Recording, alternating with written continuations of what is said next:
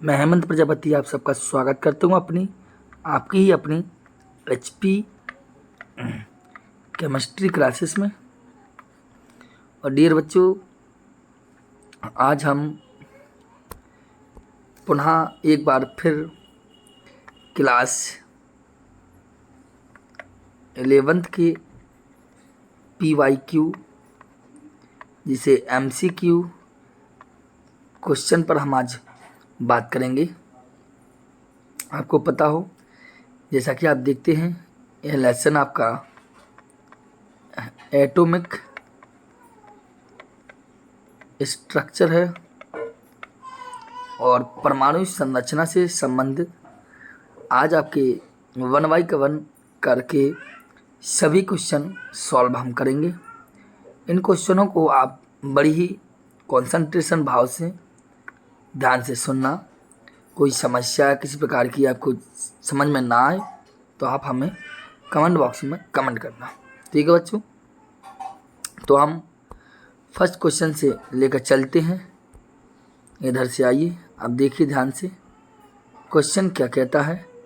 ये आपका first question है, जैसा कि आप देख भी रहे होंगे। देखिए क्वेश्चन क्या कहता है। पहला कि हीलियम का स्पेक्ट्रम अनुमानतः निम्नलिखित में से किसके समान है। तो हीलियम का स्पेक्ट्रम पता लगाना हो तो हीलियम का एटॉमिक नंबर क्या है यह पता लगाइए। तो आपको पता है हीलियम का एटॉमिक नंबर 2 होता है। तो आप यहाँ देख लीजिए किसका एटॉमिक नंबर 2 होगा। H का हो ही नहीं सकता एटॉमिक नंबर 2, क्योंकि इसका 1 होता। सोडियम का एटॉमिक नंबर आपका 11 होता है। Li प्लस का देखें तो Li का एटॉमिक नंबर 3 और प्लस का मतलब 1 इलेक्ट्रॉन कम, इसका मतलब 2। आप देखिए हीलियम का परमाणु क्रमांक 2 भी और Li प्लस के भी परमाणु क्रमांक 2, अर्थात हीलियम के पास भी 2 इलेक्ट्रॉन हैं और लिथियम के पास भी 2 इलेक्ट्रॉन हैं। तो हीलियम और लिथियम आयन में इलेक्ट्रॉनों की संख्या समान है, इसलिए बी आपका यहाँ राइट आंसर होगा। इन दोनों का स्पेक्ट्रम समान होगा क्योंकि दोनों में इलेक्ट्रॉनों की संख्या समान है, ठीक है। बी राइट आंसर है, कोई दिक्कत। आइए नेक्स्ट क्वेश्चन पर हम बात करते हैं। यहाँ ध्यानपूर्वक आप सुनने का प्रयास करेंगे, समझने का प्रयास करेंगे। लिखा है 3p कक्षक में नोडों की संख्या, स्फेरिकल नोड की संख्या कितनी होती है। अगर नोड की संख्या ज्ञात करनी हो रही है तो फॉर्मूला होता है n माइनस l माइनस 1। मैं दोबारा कहता हूँ, नोड की संख्या ज्ञात करनी हो तो सूत्र होता है n माइनस l माइनस 1। नोडों की अगर संख्या ज्ञात करनी हो, लेकिन नोड की संख्या किस में ज्ञात करनी है, 3p कक्षक में। तो आपको एक इतनी बात याद होगी कि यदि s कक्षक हो तो इसमें l बराबर इसका मान 0 होता है, आपको पता होना चाहिए। यदि p कक्षक है तो l का मान 1 होगा। यदि d कक्षक है तो l के लिए इसका मान होगा 2। इधर f कक्षक हो तो l का मान होगा इसके लिए 3। तो आइए अब 3p कक्षक के लिए बात कर रहे हैं। तो यहाँ तो n बराबर तो कितना है आपका 3 और l बराबर क्या होगा p कक्षक के लिए 1, ठीक। अब आप इन 3 1 को मान यहाँ रखिए, आपको आंसर मिल जाएगा, अर्थात आंसर 1 आ जाएगा। अर्थात n की जगह पर आप 3 रखेंगे, माइनस l का मान कितना आया 1, माइनस 1 होता ही है, माइनस 1 आप इनको सॉल्व करेंगे, टोटल कितना है ओनली 1, ठीक है। तो मैं दोबारा कहता हूँ, नोडों की संख्या यदि ज्ञात करना, स्फेरिकल नोड की संख्या कहता हूँ तो सूत्र होता है n minus l minus 1। s कक्षक के लिए l बराबर 0 होता है, p कक्षक के लिए l बराबर 1, d कक्षक के लिए l बराबर 2, f कक्षक के लिए l बराबर 3 होता है। तो 3p कक्षक के निकालना तो p के आगे 3 है, इसका मतलब n बराबर 3 और p कक्षक है तो l बराबर 1। इन मानों को यहाँ रखिए, आपका 1 राइट आंसर हो जाएगा। कोई दिक्कत।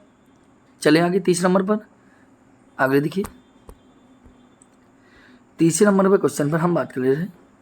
यहाँ कहा है कि यदि प्रथम कक्षा की त्रिज्या r हो तो हाइड्रोजन परमाणु की NV कक्षा की त्रिज्या चाहिए। अब NV पता नहीं है कि कौन सी कक्षा, लेकिन NV 1 2 3 कक्षा का मैंने करा nth मतलब n कक्षा की यदि त्रिज्या चाहनी हो तो सूत्र होता है RN²। अब लेकिन पता नहीं है, ठीक है, इसका क्या होगा, ये राइट आंसर होगा। ठीक है, n कक्षा की त्रिज्या होती है RN², इसलिए हो गया। ठीक है बच्चों, थोड़ा ध्यानपूर्वक आप लेक्चर को देखिए। यदि आपको ना समझ में आए तो आप हमें एक बार बता देना, हम प्रयास करेंगे आपको समझाने का और अच्छे से अच्छा प्रयास करने का प्रयास करेंगे, जिससे आपको वीडियो भी पसंद आए। ठीक है बच्चों, हम जानते हैं कि आपको इससे भी अच्छे बेटर क्वेश्चन कई यूट्यूब वीडियो पर मिल रहे होंगे, लेकिन मैं आपका बेस तैयार कर रहा हूँ। यदि आपका बेस तैयार रहा तो आप कोई भी किसी प्रकार के क्वेश्चन को सॉल्व कर सकते हैं। क्या कहा है, निम्नलिखित में से कौन सा कथन हाइड्रोजन परमाणु के बोहर मॉडल का भाग नहीं है। बोहर मॉडल का भाग नहीं है, ये पूछ रहा है, ध्यान देना बात को। तो कक्षा में इलेक्ट्रॉन की ऊर्जा नहीं है पूछा इसने, नॉट। तो कक्षा में इलेक्ट्रॉन की ऊर्जा क्वांटाइज्ड होती है, यस, ये आपका सही है। बोहर मॉडल के अकॉर्डिंग जो सेल होते हैं उसमें जो इलेक्ट्रॉन की एनर्जी होती है वो क्वांटाइज्ड होती है, इस बात ध्यान देना। ठीक, नाभिक के निकट वाली कक्षा में इलेक्ट्रॉन की ऊर्जा सबसे कम होती है।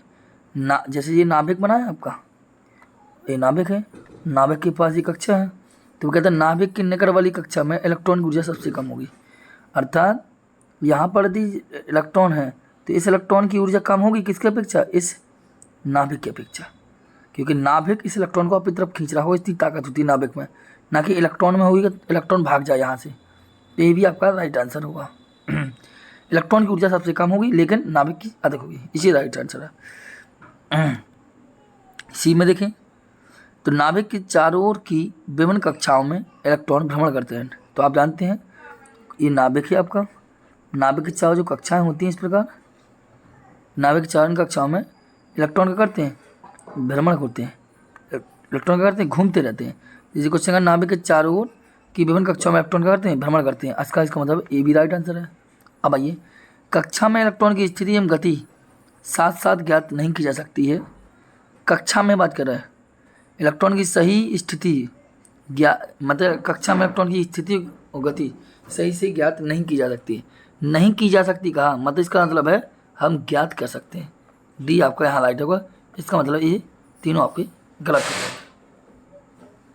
ठीक है, 4th नंबर का आपका डी राइट क्वेश्चन आंसर था। आपको समझ में आया होगा ऐसा हमें लगता है। यदि किसी प्रकार की समस्या हो तो आप हमें कमेंट बॉक्स में कमेंट करें। चलिए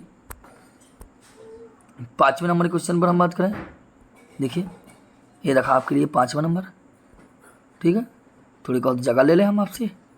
चाहिए क्या कहता है, N2+, तो N2+ है तो भैया N2+ का मतलब क्या, देखो N2+ का मतलब क्या होगा आपको जानते हैं। N का मतलब क्या होता है, एटॉमिक नंबर 7, और 2+ का मतलब क्या, 2 इलेक्ट्रॉन इन्होंने दान दिए, कितना बचा टोटल 5। मैं अयुग्मित इलेक्ट्रॉन की संख्या बताइए, तो चलिए कर लीजिए। इलेक्ट्रॉन बना 1s2 2s2 and 2p1 2p1। अब 2p1 है तो p में p की ऑर्बिटल बनाइए, कितनी होती, 3 बनाई हमने 3 ऑर्बिटल।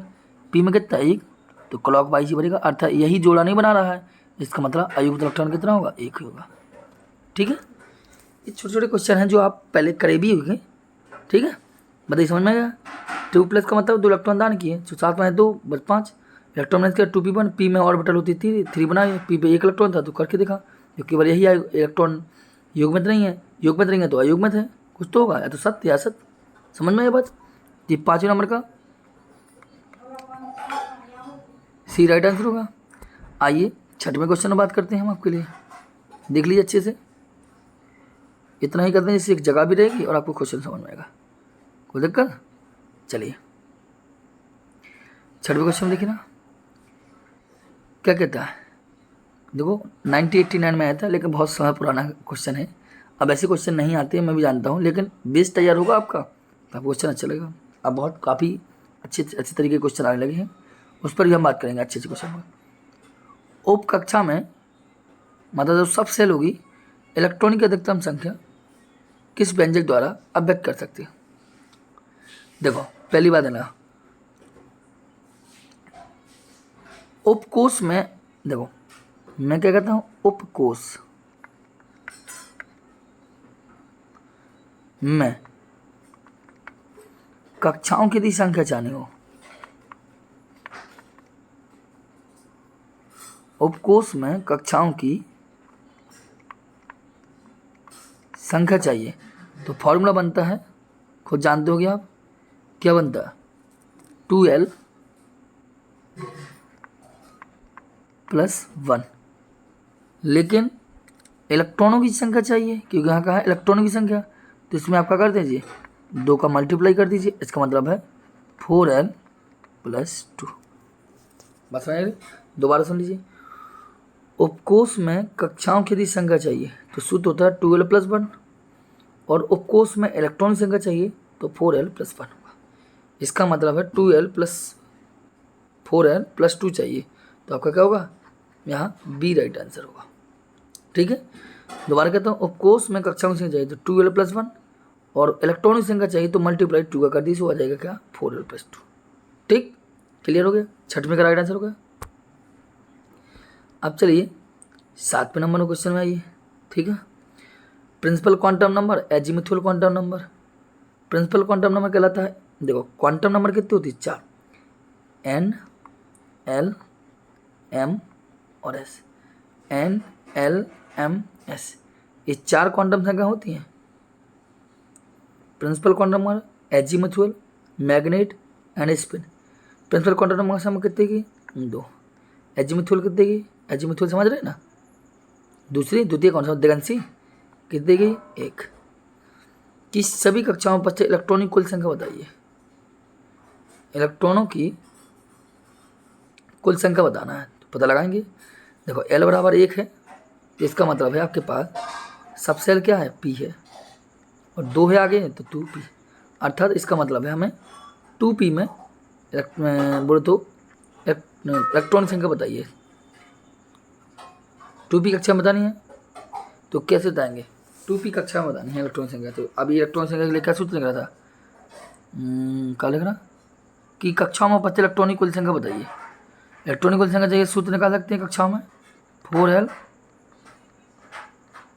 + 2 होगा, तो 4, l का मान कितना है, 1 और +2, 4 1 कम 4 और 2 6, कितने गए, आपका सी राइट आंसर होगा। समझ बात में, दोबारा सुन लीजिए। मुख्य क्वांटम संख्या n = 2 देगी, l = 1 हो गई, तो कक्षाओं में इलेक्ट्रॉन संख्या बताइए। तो कक्षा में इलेक्ट्रॉन संख्या सूत्र होता है 4l + 2, इससे कोई आवश्यकता नहीं है, ये जानकारी लिख दिया है। 4l + 2 है, 4, l कितना है 1 और कितना 2 है, 4 1 4 2 6, इसका सी आपका यहाँ राइट आंसर होगा। तो 7वें नंबर का आपका ये राइट आंसर होगा, जो 4 + 2 के अकॉर्डिंग हमने आपका सॉल्व किया। 7वां क्वेश्चन क्लियर होगा। आइए 8वें नंबर क्वेश्चन में देखिए। अगर 8वें नंबर क्वेश्चन में हम देखें तो क्वेश्चन कहता है कि एक आयन की बाह्य कक्षा में 18 इलेक्ट्रॉन है।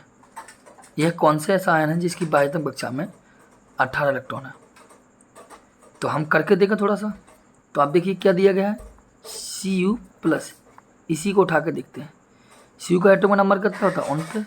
1 प्लस का मतलब है टोटल कितना बचा, 28। आप करके देखें, देखिए 1s2 2s2 2p6 3s2 3p6 4s2, लेकिन कितना आएगा 4s1 एंड 3d10 आएगा। आपको पता है इस बात को, क्योंकि 1 प्लस चला तो बाह्यतम कक्षा जाएगा ना। यहाँ से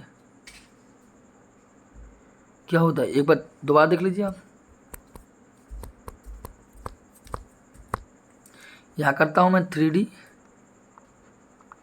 9 एंड 4s1 4s2, ठीक है। आप जोड़िए 6 2 8 2 10 2 12 6 18 19 20 और 9 29 होते ही है। लेकिन 29 हो गया, लेकिन हमें क्या करना है, इसकी लास्ट कक्षा में एक करना पड़ेगा हमें। क्यों? क्योंकि अपवाद है, एक्सेप्शन केस है। यहाँ पर कितना होगा 10, यहाँ 10 होगा, यहाँ कितना होगा 1। अब कहते हैं Cu प्लस है, मतलब 1 इलेक्ट्रॉन कम होना है, तो ये पूरा का पूरा क्या हो जाएगा, अलग हो जाएगा। केवल क्या हो गए, अब देखो आउटर सेल क्या होगा, यही हो गया 3 3 3, तो 10 6 16 2 18। इसका मतलब ये आपका राइट आंसर होगा। अगर नहीं क्लियर हुआ तो दोबारा मिटा के मैं दोबारा बताता हूँ, देखना। आप भी ध्यान लीजिए। क्वेश्चन कहता है एक आयन की बाह्य कक्षा में 18 इलेक्ट्रॉन है, यह कौन सा आयन है? तो कोई दिक्कत नहीं है, Cu प्लस। Cu प्लस का मतलब देखो इलेक्ट्रॉन किया 1s2 2s2 2p6 3s2 3p6 3d9 and 4s2। ये होते ही है, बेसिक रूप से करेंगे। लेकिन कॉपर हो या क्रोमियम हो या मोलिब्डेनम हो, ये सभी के सभी एक्सेप्शन है। इनकी आउटर सेल में या तो 5 हो इलेक्ट्रॉन या 10 हो, तभी ये स्टेबल होते हैं। तो इनकी आउटर सेल में 5 या 10 हो। कौन कौन में? क्रोमियम हुआ, कॉपर हुआ, मोलिब्डेनम हुआ। इनकी कक्षाओं में आउटर सेल में या तो डी कक्षक में, इनका मतलब है डी कक्षा में या तो 5 हो या 10 हो, तभी ये स्टेबल होते हैं। तो डी कक्षा में कितना है, 9 है। तो इसको क्या करना है, इसको करना है हमें 10। कैसे करेंगे, इसको करेंगे 10। तो कैसे करेंगे, देखो इधर कर, अरे सॉरी, चलिए दोबारा करता हूँ, ठीक है। इसकी कमरे का कहाँ, इसी कक्षा में कितना होना चाहिए, ओनली 1। इस कक्षा में कितना होना चाहिए, 10, ठीक। अब कहता है Cu प्लस, प्लस का मतलब क्या, 1 इलेक्ट्रॉन कम, 1 इलेक्ट्रॉन कम करना है, तो जैसे हटा दीजिए। अब देखो बाह्यतम कक्षा कौन होगी, 3 3 3, यही वाली बाह्यतम कक्षा होगी। बाह्यतम कक्षा में 10 6 16 2 18, और क्वेश्चन मुझे बाह्य कक्षा में 18 इलेक्ट्रॉन, तो भैया Cu प्लस ही में तो 18 इलेक्ट्रॉन है, ठीक है। ये आपको ध्यान देना। तो ये हो गया आपके 8वें नंबर का राइट आंसर। कोई दिक्कत, ठीक है। अब चलते हैं अगले क्वेश्चन पर। आइए 9वें क्वेश्चन पर, देखिए ये आपका दिया है 9वां क्वेश्चन, ठीक। क्वेश्चन कहता है दिए गए परमाणु में 2 इलेक्ट्रॉनों के चारों क्वांटम संख्याओं के मान समान नहीं हो सकते। ये सर्कस करेंगे हम पाउली का, किसके नियम, पाउली का। ये पाउली का नियम क्या कहता है, हुंड का नियम। देखो एक नियम बता दो। हुंड का नियम कहता है कि सीधी ध्यान लिए, हुंड का नियम कहता है कि किन्हीं 2 परमाणु के लिए चारों, अरे एक बार, मतलब प्रत्येक कक्षा में जब तक इलेक्ट्रॉन युग्मित नहीं हो सकते, जब तक प्रत्येक कक्षा में 1 इलेक्ट्रॉन प्रवेश न कर जाए, ये आपका हुंड का नियम होता है। लेकिन यहाँ क्वेश्चन पूछा 2 इलेक्ट्रॉनों के लिए चारों क्वांटम संख्या के मान समान नहीं हो सकते, तो ये आपका नियम है, पाउली का नियम है, जो आपको ये जानकारी देता है, ठीक है। 9वें का डी आंसर होगा। ज़्यादा विचार नहीं करते हैं, फालतू में टाइम वेस्ट नहीं करते हैं। आपको पता भी है कि काफ़ी क्वेश्चन आप रिलेटेड हैं आपके सिलेबस से, आप पढ़ लीजिए अच्छे से। दिगंशी क्वांटम होगा L बराबर, इसका कितना दिया है 3, तो इलेक्ट्रॉन की अधिकतम संख्या क्या होगी, L बराबर 3 दिया है, तो इलेक्ट्रॉन की अधिकतम संख्या क्या होगी, तो आपको बताया इलेक्ट्रॉन की अधिकतम संख्या याद करने का होगा 4L प्लस 2, 4 है ही, L का मान कितना है 3 और प्लस T, 4 3 12 2 14, तो आंसर कितना होगा, डी राइट होगा। बताया ना मैंने, कक्षाओं की संख्या चाहिए तो सूत्र होता है 2L प्लस 1, नोडों की संख्या चाहिए तो N माइनस L माइनस 1, और इलेक्ट्रॉन की संख्या निकालना तो 4L प्लस 2, ठीक है। इसके अकॉर्डिंग आप हल कर सकते हैं। 10वां क्लियर हो गया। आइए 11वें नंबर पर, ठीक है। 11वें नंबर पर क्वेश्चन बात करें। क्वेश्चन क्या कहता है, 1 मिनट को ना थोड़ा सही कर ले जगह, थोड़ी जगह निकल आए आपके लिए। आइए यहाँ ध्यान देना, परमाणु के कक्षकों में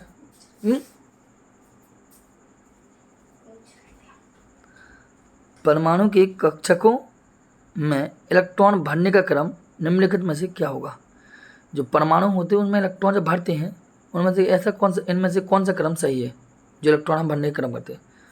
तो आप जानते हैं हम कैसे करते हैं, पहले वो लेते हैं 1s, फिर लेते हैं 2s, फिर 2p लेते हैं, फिर 3s लेते हैं, फिर 3p लेते हैं, फिर 4s लेते हैं, फिर 3d लेते हैं, फिर 4p लेते हैं, फिर 5s लेते हैं, फिर 4d।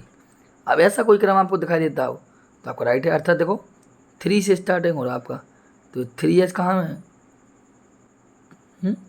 3s कहाँ नहीं है, 3s कहीं नहीं है, तो 4s से स्टार्टेड है। देखो 4s बी नंबर में, देखो 3d बी नंबर में, देखो 4p बी नंबर, देखो 5s बी नंबर, देखो 4d बी नंबर, देखो। इसका मतलब है बी आपका राइट आंसर होगा। इलेक्ट्रॉनों क्रम है, सबसे सिंपल है, जो आपने खुद अच्छे से पढ़ रखा होगा। ठीक है, आइए 12वें नंबर क्वेश्चन पर। अरे कॉपर, अभी मैंने इलेक्ट्रॉन विन्यास किया भी था आपके लिए, कॉपर का इलेक्ट्रॉन विन्यास किया था, नहीं किया था अभी? वही तो इलेक्ट्रॉन विन्यास है, बस वहाँ पर चार्ज था। तो कर लीजिए, दोबारा कर लीजिए। देखो copper atom number 1, 1s2, 2s2, 2p6, 3s2, 3p6, 4s1 and 3d10। लेकिन अब 3d पहले आ जाएगा, 4s1 आ जाएगा। अब देखिए आपको दिया गया 12 नंबर के में, देखो 4s1, ये आपका 12 नंबर का क्या हो जाएगा? बी राइट आंसर होगा। यहाँ पर इलेक्ट्रॉनों को अरेंजमेंट किया 1 2 2 3 3, फिर 4s लेगा, तो ये आपके अरेंजमेंट करके लिख सकते हैं। तो ऐसा ही जगह जो आपका 4s1 है वो पीछे हो जाएगा, बाकी हो जाएगा, कोई दिक्कत, बी राइट आंसर आपका हो जाएगा। ठीक है, कोई दिक्कत, चलिए आगे चलते हैं। अब 13वें नंबर पर हम क्वेश्चन को सॉल्व करते हैं। आइए देखिए, 13वें कहते हैं कैल्शियम परमाणु का इलेक्ट्रॉन विन्यास निम्न में से किस प्रकार लिखा जा सकता है। चलिए कैल्शियम कर लें, कैल्शियम का इलेक्ट्रॉन विन्यास का 20 इलेक्ट्रॉन विन्यास करें हम। देखिए थोड़ा सा हम जगह ले रहे हैं थोड़ा सा, ठीक है, जगह की तो समस्या है, इधर भी क्वेश्चन है, चलिए इधर भी तो काम आएगा। कैल्शियम की बात करता है वो, चलिए कैल्शियम का परमाणु क्रमांक कितना होता है? 20 कीजिए, 1s2, 2s2, 2p6, 3s2, 3p6, 4s2। Complete हो गया। देखो कि नहीं, 2 4 10 12 6 18 तो 20, इलेक्ट्रॉन विन्यास कंप्लीट हो गया। किस प्रकार लिखा जा सकता है? तो भैया देख लीजिए, नियोन क्या 10, नियोन बात लिख लीजिए, अक्रिय गैस, निकटतम अक्रिय गैस को पकड़ते हैं। निकटतम कैल्शियम के लिए निकटतम अक्रिय गैस कौन सा होगा? 18 वाली होगी। 18 कौन सी है? आर्गन। तो यहाँ से पकड़िए आप, यहाँ से यहाँ तक हो गया क्या? आर्गन। क्वेश्चन बंद कर दिए, क्या होगा? 4s2। इसका मतलब क्या?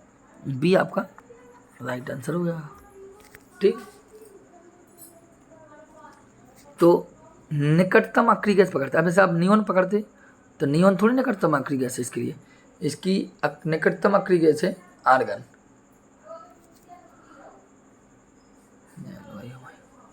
निकटतम अक्रिय कौन सी होगी? आर्गन होगी, तो आर्गन 4s2 हो गया बी राइट आंसर। कोई दिक्कत, ये आपका 13 नंबर का राइट आंसर हुआ। आइए 14 नंबर देखिए, ये तो फॉर्मूला है, आपको बन भी जाएगा। हाइड्रोजन परमाणु की nth बोर कक्षा में इलेक्ट्रॉन की संख्या बताइए।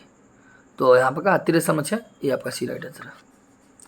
ये हाइड्रोजन का त्रिज्या होती है, वो n स्क्वायर का भाग दिया इलेक्ट्रॉन बोले कौन है, कौन सी? n दी गई।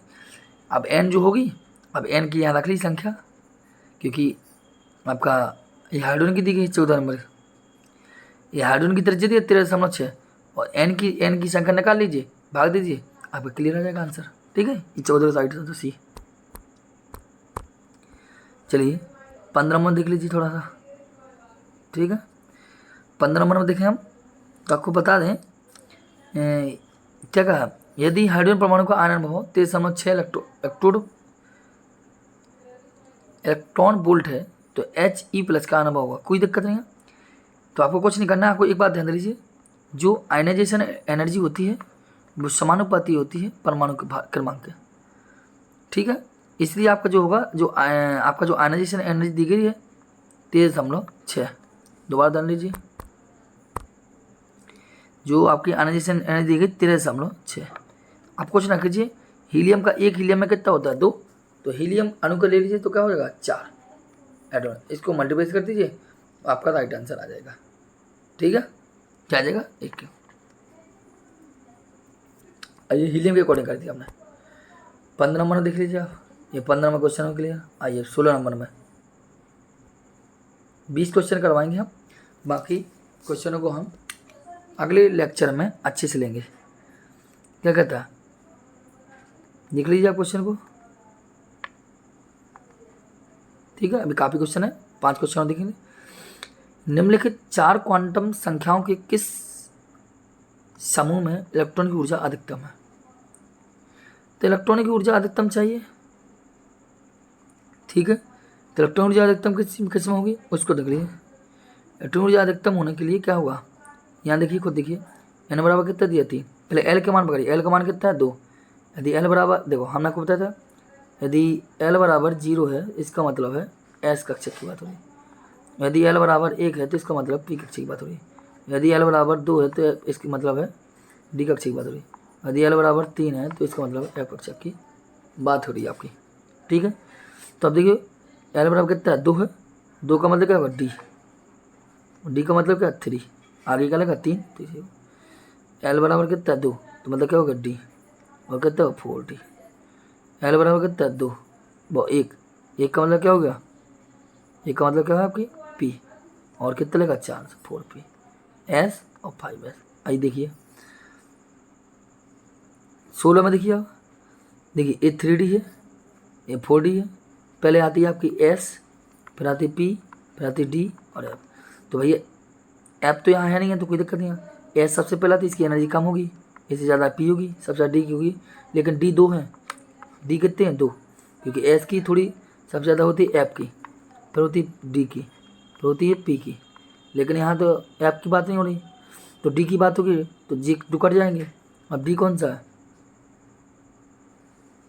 डी कौन सा है, डी आपका 3D भी है और 4D भी है, तो 4D वाला ज़्यादा राइट आंसर होगा, ठीक है। या 4D वाला जब राइट आंसर होगा तो इसका मतलब 16B का आपका ये होगा क्लियर, ठीक है। 16 क्वेश्चन क्लियर हो गया। 17 में ये देखिए, पढ़िए इन क्वेश्चन को। 17 में देखिए, निम्नलिखित में से कौन सा कैथोड कणों के लिए कभी सत्य नहीं होता। सत्य मतलब कभी भी सत्य नहीं होता, ये बताने क्या होगा। ये गतिज ऊर्जा होती है, जो कैथोड कण में गतिज ऊर्जा होती है, लेकिन हमें चाहिए क्या, नहीं होती है। ये विद्युत चुम्बकीय तरंग है, तो कैथोड कण विद्युत चुम्बकीय तरंग है, नहीं पूछा ना, तो ये विद्युत चुम्बकीय तरंगे हैं तो नहीं होती हैं, ये आपका राइट होगा, ये गलत हो जाएगा आपका। ये आपका राइट है, ये राइट है, तो ये सभी राइट है, केवल यहाँ पर नहीं पूछा, तो ये आपका क्लियर है, ठीक है। 18 नंबर देखिए लास्ट क्वेश्चन, ठीक है। निम्न में से किसने प्रायोगिक रूप द्वारा देखा कि इलेक्ट्रॉन तरंग गुण प्रदर्शित करता है। तो आपको पता है ये डी ब्रोगली ने जो बताया वो रहेगी, जो इलेक्ट्रॉन होता है वो कण और तरंग दोनों रूपों में चलता है, लेकिन डेविसन और जर्मन ने केवल ये बताया कि इसके तरंग गुण को सबसे पहले बताया था, इसलिए यहाँ आपका बी राइट आंसर होगा।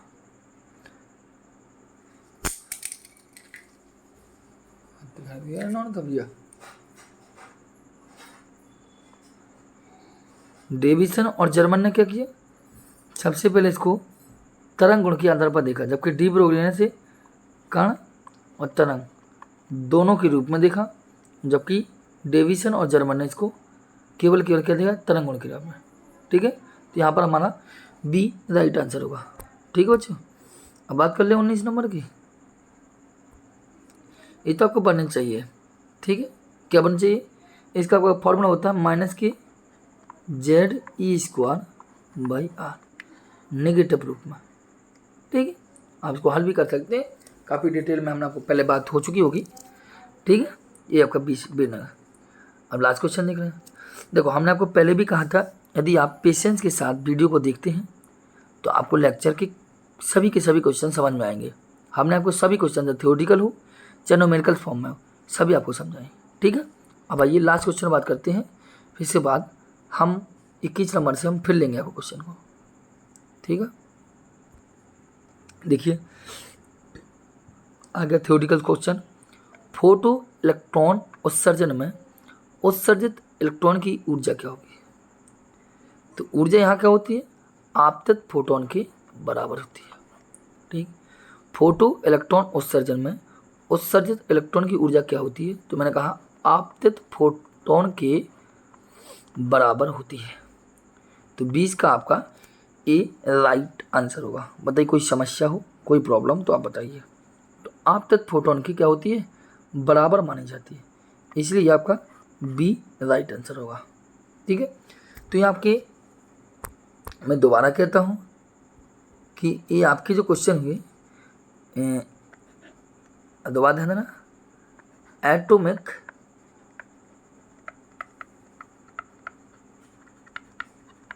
स्ट्रक्चर के 20 क्वेश्चन करवाए 1 से लेकर 20 तक। ठीक है, जो आपके MCQ के रूप में थी। ठीक, ये आपके क्वेश्चन हर एग्जाम के लिए हैं और कोई भी बोर्ड हो उसके लिए भी हैं, बट ये आपके बेस को अच्छे से प्रिपेयर करेगा। ठीक, इस बात ध्यान देना, अगर आपका बेस अच्छा होता है तो आप जानते हैं एग्ज़ाम को क्रैक करने में हमें किसी प्रकार की कोई समस्या नहीं होती। यदि आपका बेस ही खराब होता है तो आपको एग्ज़ाम मुश्किल पड़ता है निकालना, इस बात ध्यान देना। तो एटॉमिक स्ट्रक्चर का ये फर्स्ट लेक्चर था 01, आप अच्छे से देख लीजिए। और इसके पहले भी हमने, ये तो आपकी क्लास 11 का है। ठीक है, इसके पहले हमने क्लास 12 का ठोस अवस्था, देखो मैं बात करता हूँ, इसके पहले हमने क्लास 12 का #01 एंड #02 लेक्चर आपको दिए हैं, वही MCQ के। और आपका ये क्लास 11th का है, जिनमें से लेक्चर आपका फर्स्ट प्रोवाइड किया। क्लास 12th का जो सॉलिड स्टेट लेसन था पहला, उस पर हमने बात की। और यहाँ आप जानते हैं परमाणु संरचना, एटॉमिक स्ट्रक्चर के पर हमने बात की है। ठीक है, तो ये क्लास 12th के भी आप दोनों के दोनों टॉपिक को देख लीजिए। तो क्लास 12th का भी कंप्लीट हो गया, दोनों MCQ, और ये फाइनल लेक्चर हो चुके कंप्लीट हो गया। और क्लास 11 का आपका हुआ। अब क्लास 11 के ही हम दूसरा भी आपके लिए जल्द ही लेकर आएंगे। ठीक है, तो आप खुद जानते हैं कि हमने आपके लिए क्या किया है, क्या नहीं किया है। और अगर डिटेलिंग में पढ़ना हो तो सॉलिड स्टेट की भी लेक्चर एंड परमाणु संरचना के भी लेक्चर, आपके एटॉमिक स्ट्रक्चर के भी लेक्चर डिटेल में डाले हैं। आप डाल लेना HP केमिस्ट्री क्लासेस परमाणु संरचना या सॉलिड स्टेट, कुछ भी डाल लीजिए, आपको क्वेश्चन मिल जाएंगे, या रन बाई हेमंत, ठीक है, या बाई हेमंत, तो आपको सभी के सभी लेक्चर कंप्लीट मिल जाएंगे। ठीक है, आप एक बार प्रयास करके देखने का प्रयास कीजिए, आपको ये लेक्चर मिल जाएंगे, ऐसी कोई समस्या की बात नहीं है। ये सभी लेक्चर आपको इसी चैनल पर अपलोड मिलेंगे आपको। ठीक है बच्चों, हम आगे बात करते हैं, कल मिलते हैं फिर के पुनः। ठीक है, जय हिंद।